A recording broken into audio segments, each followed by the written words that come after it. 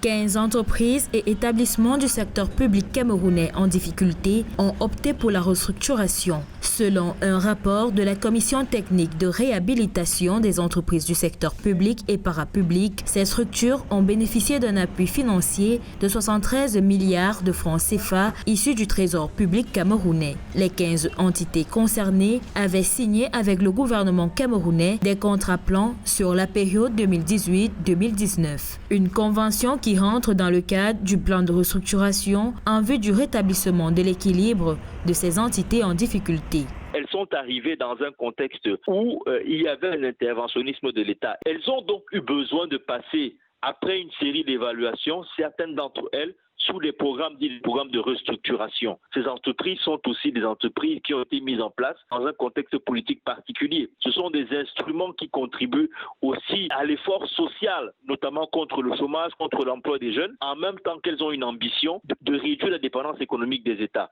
Outre le soutien financier accordé à ces structures étatiques, le plan de restructuration vise à adapter ces entités aux exigences du marché actuel, aux nouvelles contraintes. Sur une période de 3 ans, ce projet permettra aux structures concernées d'établir leur plan d'action ainsi qu'un suivi pour évaluer l'avancement et le bon déroulement de la restructuration. La période de restructuration de 3 ans a été adoptée de manière consensuelle avec les dirigeants de ces entreprises-là. Maintenant, il faut aller regarder pour faire un audit de la période de restructuration, voir ce qui a marché, ce qui n'a pas marché, aller voir si elles peuvent être restructurées ou elles méritent totalement d'être privatisées ou alors il faut trouver une autre forme contractuelle pour que ces entreprises continuent d'exister. Le contrat plan signé entre l'État et les entreprises publiques intervient à la suite d'un diagnostic mettant en exergue des dysfonctionnements au plan opérationnel, technique, institutionnel, financier, stratégique de la gouvernance au sein des dites entreprises.